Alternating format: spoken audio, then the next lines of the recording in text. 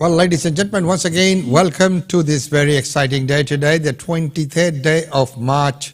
The weather today is 24 degrees and sunny. Yes, 1 degree lower than what it was yesterday, but again, a beautiful day out here in Brisbane.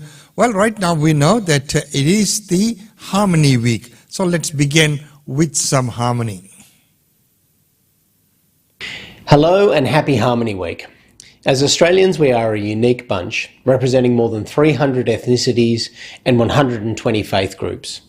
What makes us so successful as a community is how we embrace the diverse cultures and customs of people from around the world who call Australia home. Our diverse and harmonious multicultural society is a national asset that we should both celebrate and protect.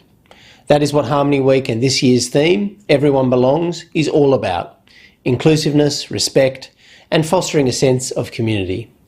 During this week in particular, we proudly share and celebrate our diverse stories, beliefs, and traditions. We also strive to learn more from one another, deepen the connections within our communities, and work towards building an even stronger Australia. I encourage all Australians to participate in this year's Harmony Week celebrations and to share how you are embracing the message, everyone belongs. Everyone does belong, and that is a wonderful message there. And as we know, there's so many different functions and events that have been organized, during Harmony Week, which is from 21st till the 7th of March. But today is 23rd of March. It is a very special day for us Indians as well. This is the Martyrs' Day, and we'll talk about that in a little while as well. Right now, everything might look hunky-dory out there, but, we could be in for more rain and potential flash flooding. We are expecting another at least 7 days of showers, rain and thunderstorms right along the east coast, and it does include Sydney, the Hunter, up towards the mid-north coast and the northern rivers as well. So it really does kick off from today. A couple of showers about Sydney, the central coast, but into the afternoon with that southerly change, we will see showers and possibly severe thunderstorms north of about Newcastle, with heavy rainfall, damaging winds and large hail all possible through the mid-north coast and southern parts of the northern rivers. But from tomorrow, that's when we see the rain become more widespread right down towards the south coast as well. And that'll kick off about 3 to 4 days of fairly solid and big rainfall total. So we are expecting generally widespread 100 to 150 millimetres over the next 5 to 7 days. But some parts could see more than 200 millimetres, and really focusing around the Hunter and the mid-north coast and up towards the northern rivers as well. So Sydney could also see that kind of 50 to 100 millimetre mark, but any rainfall beyond here is not really what residents want to hear. No, and if they're in areas that have already been hit by the flooding, what should they be doing? Yeah, so of course many communities will still be picking up the pieces and cleaning up from floods late from over the past couple of weeks. Really the advice for residents is to keep an eye on those forecasts and warnings. The flood team here at the Bureau may be issuing a flood watch for parts of the central and northern coasts from today, but we will really see that rain start to pick up later in the week. And as many people know, the soils are just so saturated, it won't take many more millimetres to see that really start to fill up again, and we will start to see those creeks and rivers possibly start to rise towards the later part of the week. So with that, we could see flash flooding and riverine flooding as well. So the message is keep an eye on those forecasts and warnings, and definitely don't be complacent. Stay away from flooded roads and creeks. Yeah, but it's not going to be as bad, is it, as what we saw earlier this month, surely? Yes, it is very much an evolving situation, but the good news is that we aren't expecting those big rainfall totals that we saw earlier this month. So earlier this month we did see 400 to 800 millimetres fall across New South Wales, a fraction of that, but of course the conditions leading up to this are, I guess, a little bit more wet. But we aren't expecting the same level of flooding. We could see some return to minor, possibly moderate flooding for some rivers, but certainly could be quite dangerous for these communities. And the weather pattern, is it going to continue? What do you think? Yeah, it's been really, really wet over New South Wales over the past few months, as people know. In Sydney in particular, they've recorded 409 millimetres so far this month, and that makes it the fourth wettest March on record. With the upcoming rainfall, that could push it into the top 3, but this is all part of the La Nina pattern, which is sticking around, and we are expecting it to stay until late autumn. The waters of New South Wales are continuing to be quite warm, and so even though we will see this weather pattern break down in the next 7 to 10 days, we are likely to see more wet weather continue into May, April, and possibly even May as well. So it's quite a wet outlook for New South Wales. It is going to be quite a wet outlook, so be prepared for that. And as I mentioned before, that today is a very, very special day as well. Today is the Mother's Day. So let's take a look at what it really means for us Indians. Shaheed Divas. Bhagat Singh was hanged today in this year, 1931, along with his comrade Sukhdev and Rajguru. The revolutionary icon of Indian youth, Bhagat Singh, attained martyrdom at the age of 23. Bhagat Singh was inspired by Vladimir Lenin's ideas of socialism and gained interest in it at a young age. Singh maintained a diary when he was in Lahore jail. The diary is said to have revolutionary ideas for India's freedom. Bhagat Singh was among the prominent revolutionaries who shaped the base of a grand national movement. Following his execution on the 23rd of March in 1931, the supporters and followers of Bhagat Singh regarded him as a shaheed, that's a martyr. The execution was a great blow to the sentiments of Indians, who in turn were deeply moved and held demonstrations all over the country.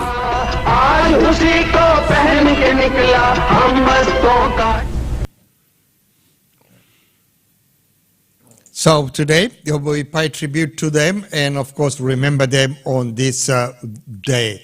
And of course we know that those days are celebrated in a slightly different manner, and of course the 30th of January is another very special day when that is celebrated as well.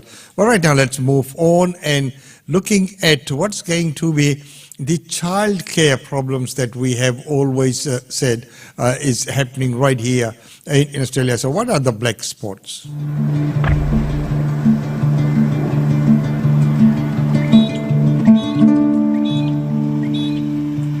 Come on. Which one's the apple? We're going to get going, guys. We're going to be late.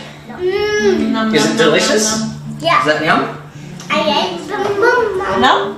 Both Caitlin and I are working 5 days a week, so we need 5 days of support for the kids. Right, T. Okay, you ready? No, Come on, let's go. Yeah. And we were waiting for about 4 or 5 months before we were able to get a single day. Caitlin Wilson and Jonathan Peatfield moved to regional New South Wales last year, hoping to escape the rat race. Yeah. That's where your shoe goes. There. They had no idea that competition for childcare in Uralla, near Armidale in the state's northeast, would be tougher than inner Sydney. That's pretty cool. Unfortunately, we've only been able to find 3 days full-time for both our children. One in Armidale and then another 25 minutes drive. Caitlin and Jonathan are among 9 million Australians, more than a third of the population, living in places with a severe lack of childcare. These are areas where more than 3 children compete for each spot. It's worse for more than 1 million Australians who live in areas with no access to childcare at all. When it comes to childcare access, where you live matters. The research by the Mitchell Institute, partly funded by the Minderoo Foundation, compared the population of children under 5 to available childcare places. Inner city areas have better access than outer suburban areas, wealthier suburbs have better access than more disadvantaged suburbs, and most strikingly, major cities have much better access than regional Australia. And this variation in access happens more in childcare than it does in any other part of our education system. See you, mate. Have a good day. See you a bit later. Childcare is a linchpin for women's employment, which in turn drives economic growth, boosts financial security and improves social and health outcomes for women and families. The data reveals a stark divide between the city and the bush, with people in regional and remote Australia up to 3 times as likely to face a severe lack of childcare. In a major city, you might have to go an extra 10 minutes further to get the childcare that you need. But in a regional area, if there's no childcare available in the 1, 2, 3 or 4 providers in town, what that ends up meaning is that they're not going to be able to work. Even in capital cities, which have the best access to childcare, nearly 30% of people live in neighbourhoods where more than 3 children compete for each available place. In Australia's childcare system isn't one that puts the child at the centre of it. Providers are going to go where there's the least risk and the most reward. That often means in wealthier suburbs where they can charge more. Childcare costs have risen by 60% over the past 10 years to an average $106 per day. The childcare subsidy is meant to level the playing field, but that hasn't happened, with families that use childcare earning nearly 1.5 times more than those that don't. Childcare is that one lever or that key to unlocking and unravelling an enormous amount of inequality in our policy settings and in our society generally. It's actually the key to Australia's future. And one of the big challenges, I think, is that there's so many families out there where a parent, often, unfortunately, the mother is working 3 days a week purely to cover childcare costs. The way that Australia's childcare subsidy system discourages mothers from working more than 3 days a week has been highlighted as a critical flaw in a number of reports, including a 2020 analysis by the Grattan Institute. That report found that every dollar spent on childcare boosted GDP by at least $2. This financial year, childcare subsidies are expected to cost the government $10.3 billion, up from $9 billion the previous year. Earlier this month, the government lifted the subsidy for families with 2 or more children, while the opposition has promised increased subsidies for all families earning less than $530,000 a year. It's also pledged to review the system with the aim of introducing a universal 90% subsidy for all families. I think it's fantastic that we're finally having these meaty conversations around childcare. But what we're seeing from a policy perspective from the two major parties is really just a tinkering around the edges. This entire sector, from the way that workers are paid, to the way that we view workers, to the way that the government helps support parents and the parents' role in paying for childcare and so on, all of these things need to be reimagined. They really need to be reimagined, including what I said yesterday, and I stand by that, including the need for this child care. Of course, that's $10.3 billion that the government is chipping in, and then there are people who are going to work and just enough to cover for child care. So, it just doesn't make sense. In the olden days, there was no child care facilities. Who looked after the kids? They were all looked after, and they grow out to be good, responsible citizens. And the system really needs to be looked at. It's a band-aid fix, just trying to put money in there, and as the lady there mentioned that, this is the key or the future of Australia's growth or the economic growth is childcare. I tend to disagree with that because there's so many other things that can be really looked at which would make a little bit more meaningful contribution. One is productivity, and of course, the balancing act is okay. What do the workers get paid? How much does a company retain as profit? And if the harsh reality is in today's day and age, unless you are a big multi-billion-dollar company, you're doing it tough. All small businesses, if it wasn't for the contribution of the business owners themselves, they would not survive. They work day in, day out, sometimes 7 days a week, and long hours, to keep their head above water. Such is the reality of Australia. People always believe it's good. So it is, looking after all these things, it is very, very hard. So if you look at what's happening out there in reality, so you have to face reality as well. Look, businesses to keep employees and pay the employees, they need to have an income. So if the income is not coming in, or the income level is not as much, of course there are the regulations, the overburdening regulations on small to medium businesses, all the compliances, all the paperwork that you're going to do. So if you're kept busy with all that paperwork, you are not doing productive work. You are not actually generating income or adding to the productivity of the company. So there are many things which really need to take a serious look at. It's no use just sweeping them under the carpet and under the disguise. Yesterday there were lots of talks about manufacturing sector here in Australia. People were talking about how things used to be manufactured in Japan, and someone mentioned that it was of low quality. Japan always maintained a high quality. Their products were always good. Well, when it came to China, it was slightly different matter because they went for the low budget, economical methods, and so the quality was compromised, but they flooded the world. They produced so much. Now, because their standard of living is going up, so their wages are going up, so what it means that they cannot anymore produce those things to supply to the world. Talk are that the next place where the manufacturing might shift is South Africa. So we'll go around the globe. What will happen once we have completed all the places? So there are some harsh realities. There are some things that nature meant many things to be different way, including mothers and the children.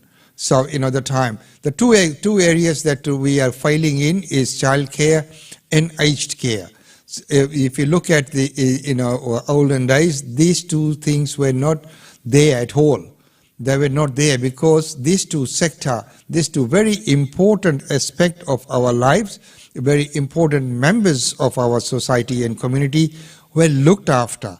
They were cared for in a family environment, in an extended family environment. Now all this to me is a failing of the society. We have become very modern. Yes, that's fine. We have progressed. We have got all these extra means, but have we really progressed? Food for thought. Well, that's my personal views, and I'm very strong on that view. So right now, let's move on. As the other area that people struggle with is now talking about the zero emission. A lot of companies don't understand just how difficult this is. So just to unpick it a bit, net zero is about absolute reduction of emissions. It's about the emissions associated with the energy you use and the emissions that arise from your own activities. And net zero is about eliminating those emissions. It's not about buying offsets to reduce them. It's about absolutely getting rid of emissions from the economy. And that's not an easy task. And a lot of companies think that they can buy offsets, they can set some ambitions, and there's a get-out-of-jail-free card with buying offsets and buying carbon credits. And that's not the case. When they get into the detail of it, they recognize that this is actually really, really tricky. And in some companies, it requires them to think their entire business model. Do we have the skills to deliver on 2050 ambitions? We have the skills. They are spread very thin. And recognizing that the skills, they're business skills, they're innovation skills, they're finance skills. It's not just about, do you understand the technology and can you measure the footprint? This is a wholesale change of the economy. And the skills that are already in the economy are the ones that we need to drive the change. The specialist sustainability skills, there's definitely a gap at the moment. And if you speak to anyone in my area of consulting in the space, we can't find the people. So there is a skills gap at the moment. But really what we need to do to move the economy forward, those skills are already there. The research found, Mary, that 66% of companies plan to map their emissions by 2050, but just 11% are doing so today. Is that your experience? And if so, why are so few taking actions now? That is, I would say, roughly right. We work with companies who are making the change. And most of those companies are making the change because they recognize that it costs less to move now than to move later. But a lot of the companies that aren't moving now are not moving because they don't see an imperative. There's not a policy imperative. There's not a market imperative. For some companies, there's an investor imperative. But companies aren't changing because they don't feel the need to. And until we have more focus from investors, from the government, or from people who are buying your products, companies won't necessarily be driven to change. 8 out of 10 leaders in this research say that technology is the key, but are the technologies there? Do they exist? And is there enough investment in R&D around this? The technologies for the immediate change are there. I think that we have the technologies available to get us at least to what we need to do by 2035. The technologies for absolute net zero in 2050, yes, we do need innovation and we do need increased R&D. But we also need companies to innovate internally because this is about the sustainability of their business model. So they need to work out what innovation means for them. We can't rely on R&D and what's happening at the universities. Companies need to be investigating themselves and working out where they need to change as well. So how should businesses be approaching their net zero ambitions or targets? What are some of the key steps that they should and could be taking right now to address this very horizontal issue? Well, in the first instance, understand what you're committing to. So understand within detail what your carbon footprint is, where your emissions come from, and then start unpacking the opportunities to reduce them. An easy way for companies to reduce quite a lot of their immediate emissions is to enter into a renewable energy contract. And we've been seeing that market growing significantly. But really understand what your footprint is and then understand what your opportunities are to reduce it and then cost those opportunities. So make sure that you're budgeting for the change that you're trying to bring about. You can't just have ambitions, you need plans and you need people and you need cash behind it to move it forward. Mary Stewart, lovely to talk to you. Thank you for your time. Thank you. And of course, a plan and funds are needed as usual. So it is a funny thing, but nothing happens without funds and without a plan. Well, if the funds are there, many times people do go about things without even a plan. That's food for thought again as well. Well, right now, before we go to our daily India report, we'll go to Ukraine because the situation there is not improving. Let's hear from the president. Ukraine's president says the southeastern city of Mariupol has been razed to the ground in weeks of Russian bombardment. In an address to Italy's parliament, President Volodymyr Zelensky told lawmakers there's nothing left there, only ruins. Further north in the capital, Kyiv, the defence ministry says Ukrainian forces have taken back control of key suburbs. Well, let's get more on that and bring in correspondent Barbara Miller in Lviv in western Ukraine. Good morning to you, Barbara. There are warnings of a massive humanitarian catastrophe going on in Kherson. That's right. This is a southern city. It fell to the Russians in the early days of war. And what the Ukrainian government is now saying is that 300,000 people there are running short on food and medical supplies. They say it will be a humanitarian catastrophe. And they're saying that the Russians will not allow residents to evacuate safely, will not oversee the establishment of safe corridors for them to get out. Kherson has been the city where we've seen almost daily protests against the Russian occupation. Earlier in the week, those ended violently. Now, of course, it's not only Kherson where the issue of trying to get residents trapped by the conflict is an issue. We've been talking a lot in recent days about Mariupol and trying to get corridors out of there. There are no corridors at present. We went to a train station in Lviv again today and met up with some people who were boarding buses, free buses, to Poland. Some of them came from other cities in the east. Some of them came from Mariupol. We spoke to one woman, Oksana. She told us that she was working in Poland. She travelled all the way back to Zaporizhia, a city also in the south. Her brother managed to get her two daughters, aged 13 and 8, out of Mariupol and drove up there to meet them where they were able to board the train to Lviv. So they're safe, but her brother has gone back in or wants to go back in shortly to Mariupol to try and find Oksana's mother. She's in a part of the city where she says she just can't reach her. There is no communication, there is no information.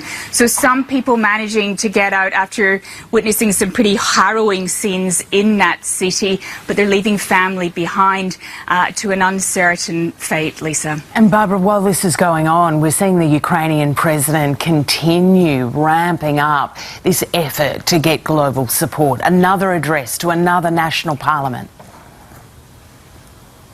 That's right. It feels like they're daily, but they're not daily. So there we had him again. And once again, he tailors his message to that specific audience.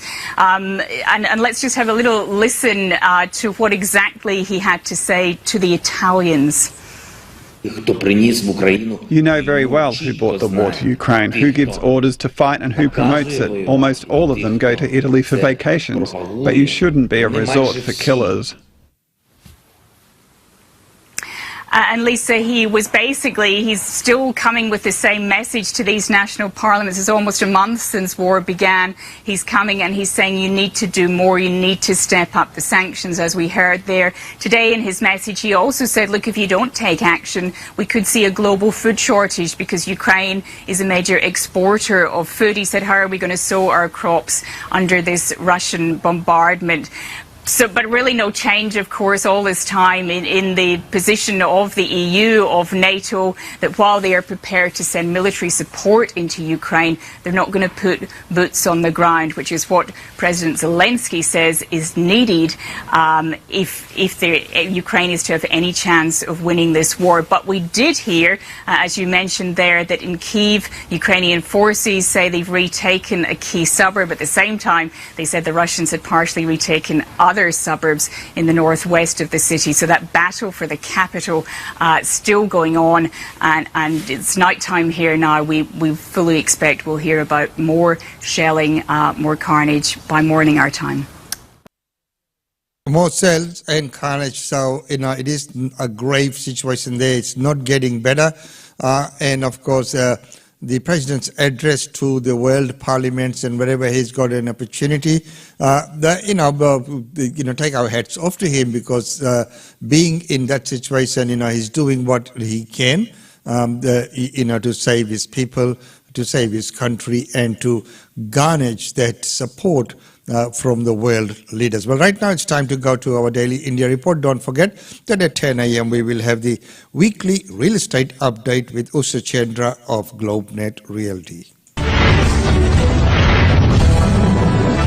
Welcome to Daily India Report that brings you glimpses of the changing India.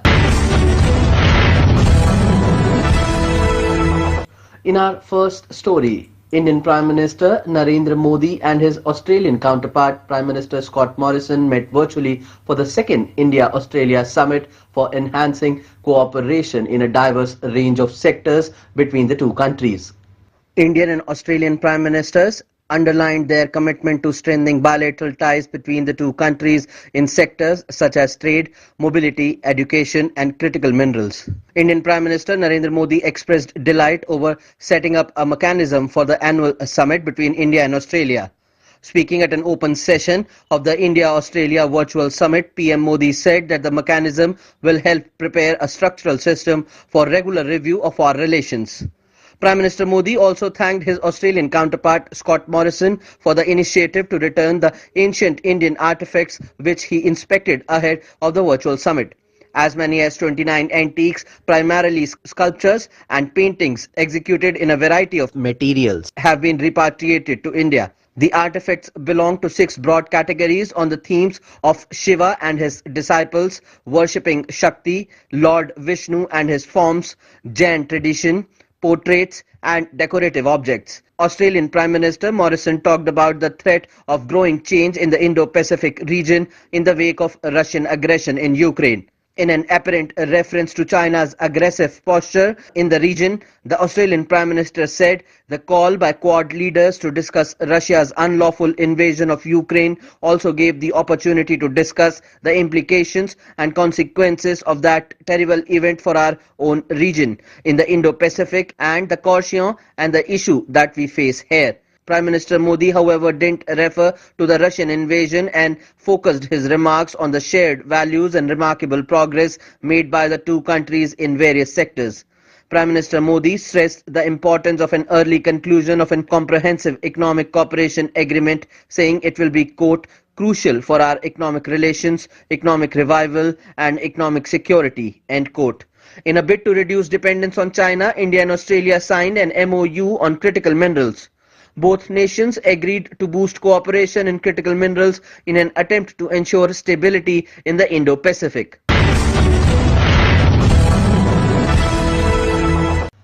Indian External Affairs Minister S. Jaishankar had detailed discussions on bilateral and multilateral cooperation with his Austrian counterpart Alexander Schallenberg in New Delhi. In his first official visit during his current term, the Australian Federal Minister for European and International Affairs, Alexander Schallenberg, accompanied by a high-level business delegation, visited India from 19th to 21st March 2022. India and Austria have warm and cordial relations.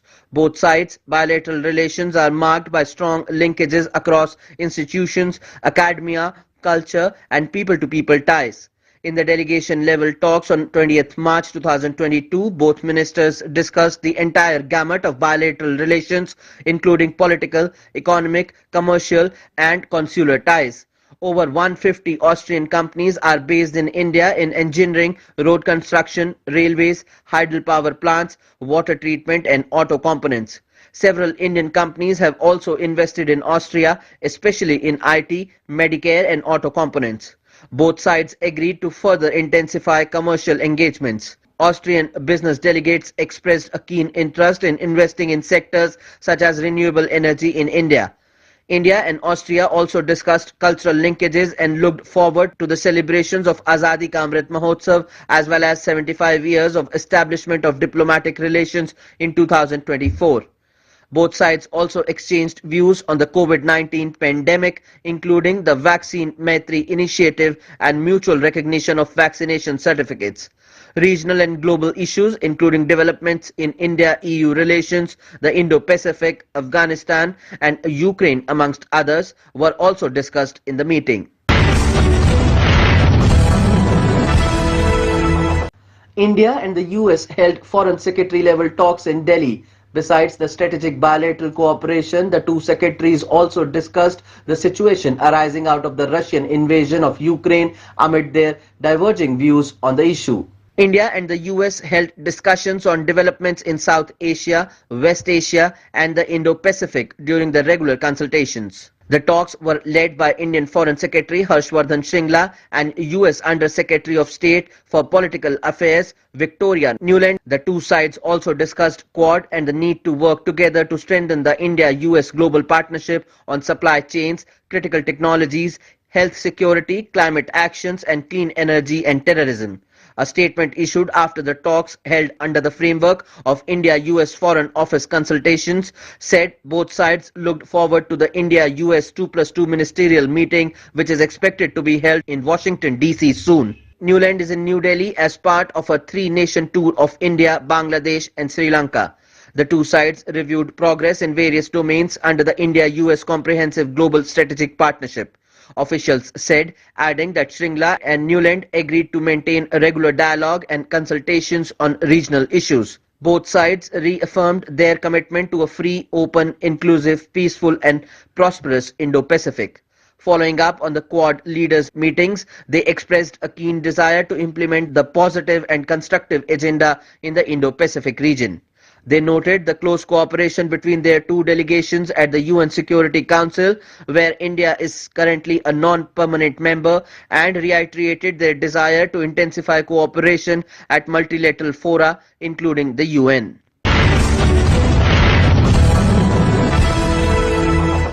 The Government of India is deliberating on an e-commerce policy draft to be placed in the public domain after discussions, said the Confederation of All India Traders.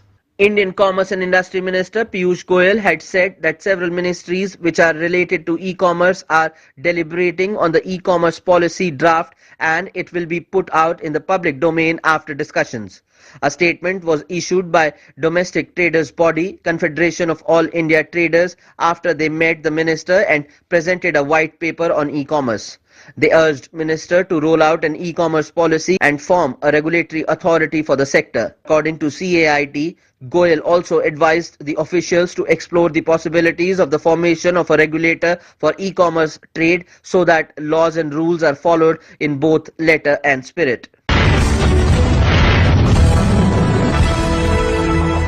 Food delivery platform Zomato announced world's first 10-minute food delivery service starting with Gurugram in the state of Haryana. In a global first food delivery platform, Zomato announced to deliver food in under 10 minutes. It will start rolling out the service from Gurugram, close to Delhi. Zomato founder and CEO Dipinder Goyal said that the food delivery platform will not pressure its delivery partners to ensure delivery in 10 minutes. Time optimization does not happen on the road and does not put any lives at risk, CEO Goyal said in a statement. Nobody in the world has so far delivered hot and fresh food in under 10 minutes at scale. and we were eager to be the first to create this category globally, CEO Dipendra Goyal also said. Zomato recently acquired Blinkit, which delivers groceries in 15 to 20 minutes. Zomato said that with accessibility and quality, we will be able to ensure the highest grade ingredients and hygiene practices across the supply chain. The company has narrowed it down to 8 principles to build Zomato Instant. These are almost as affordable as home-cooked food, highest quality of fresh food, world-class hygiene practices, minimal use of plastic packaging, convenient packaging for quick, easy consumption, traceable supply chain, delivery partner safety, and deep collaboration with restaurant partners. Zomato highlighted that the fulfillment of quick delivery promises relies on a dense finishing stations network, which is located in close proximity to high-demand customer neighborhoods. In our Bollywood Watch, here's a look at the much intriguing trailer of the film Runway 34, starring Ajay Devgan, Amitabh Bachchan and Rakul Preet in lead roles. Bollywood action superstar and director Ajay Devgan is all set to wow the audience with his upcoming film Runway 34. Ajay had last delivered a commendable performance in the latest intriguing drama series Rudra. The upcoming drama, Runway 34, is based on real incidents in which the actor will share the screen space with megastar Amitabh Bachchan and Rakul Preet Singh. A hard-hitting trailer was released a month before the film's release to engage viewers with continuous updates. The trailer begins with the introduction of Ajay Devgan as flight captain Vikrant, who falls into a legal battle after a seemingly devastating incident. The 3 minutes 18 seconds trailer hints at the intriguing storyline of the upcoming film. Rakul Preet will play the role of Ajay Devgan's co-pilot, who also faces the court after the incident. Amitabh Bachchan surely stole the show with his acting as a government official who interrogates the two pilots. In the end, Ajay Devgan's voiceover teases the mystery in the upcoming film as he says, "हर हादसे के दो पहलू होते हैं, क्या हुआ और कैसे हुआ? इस क्या और कैसे के बीच में जो दायरा है, सच वहीं छुपा हुआ है." Runway 34 is an upcoming drama mystery film based on true events. The film is reportedly inspired by a real-life incident that took place in 2015. The film's poster read, "The truth is hidden 35,500 feet above the ground." The film stars Amitabh Bachchan, Ajay Devgan and Rakul Preet in the lead roles. It also features Baman Irani, Akanksha Singh, YouTubers Ajay Nagar and Angira Dhar in supporting roles. It is helmed by Ajay Devgan, who is also bankrolling the film under his banner Ajay Devgan Films. The film is scheduled to release on 29th April 2022. तुम खुद पर यकीन नहीं करोगे ना, तो दुनिया में कोई भी तुम पर यकीन नहीं करेगा. That's all for this bulletin of Daily India Report.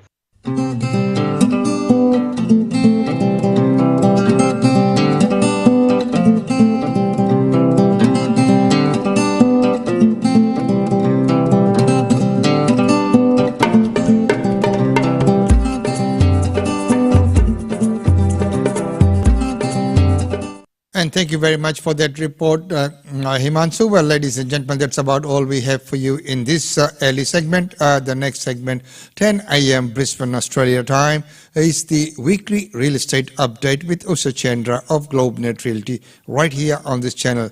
Don't go anywhere. We'd like to have your company on that show as well. Well, right now, thanks for joining us and being with us. We look forward to seeing you on our next segment. Until then, it's goodbye from us.